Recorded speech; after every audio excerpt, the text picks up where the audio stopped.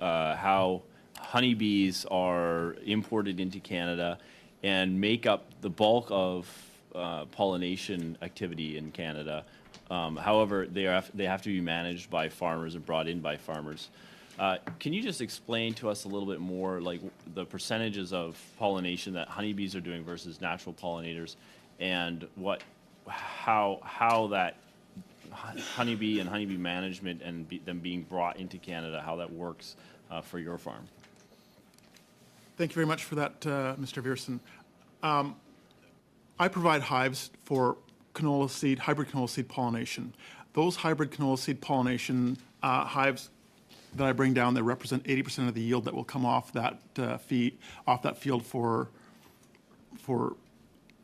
represent 80% of the yield that comes off that field.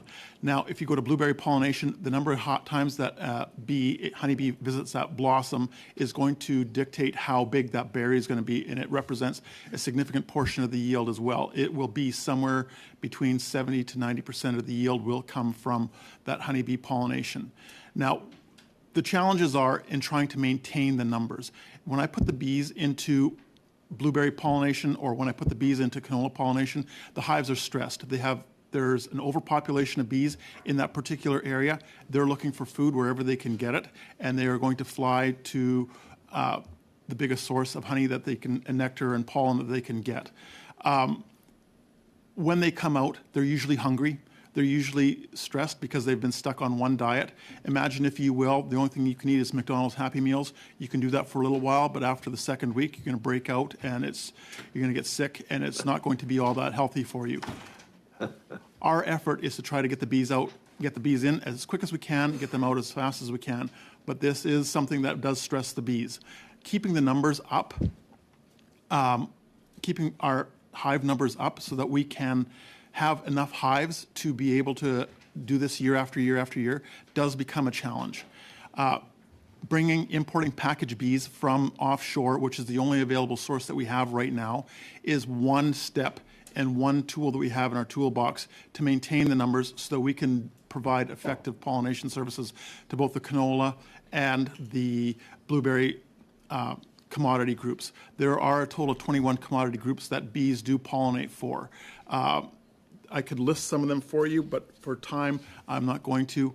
I can submit that to the committee at a later time in an email. Just around the fact that honeybees don't appear in Canada by themselves, farmers bring them here originally.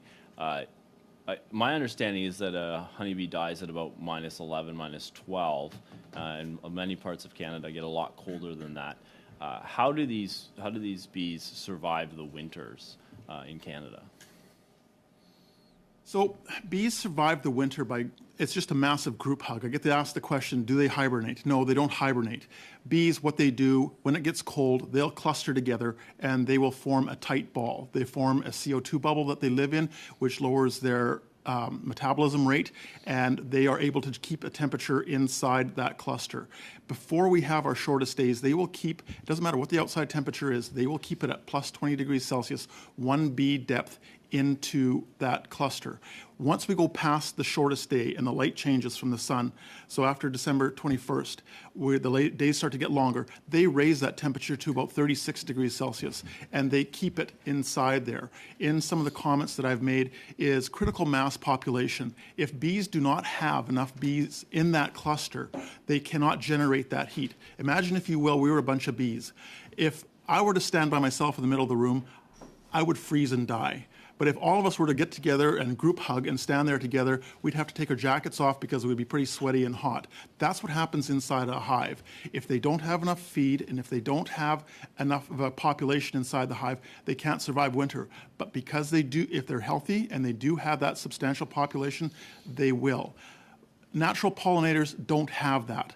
If we were to rely on natural pollinators, we wouldn't get the pollination effect, simply because natural pollinators, they don't start pollinating until much later in the season. Because bees are a social insect, they can start here right now. Right now on my farm, I have the bees flying on all the poplar trees, making sure that there's going to be good cross-pollination for all the poplars that are out there. Then they're going to go to the then they're going to go to the pussy willows, then they're going to go to the crocuses, then they're going to go to the dandelions, and then we're going to go off to the clovers and to the caraganas and into the lilacs and to everything else. And in the fall, the last thing they pollinate are pine trees.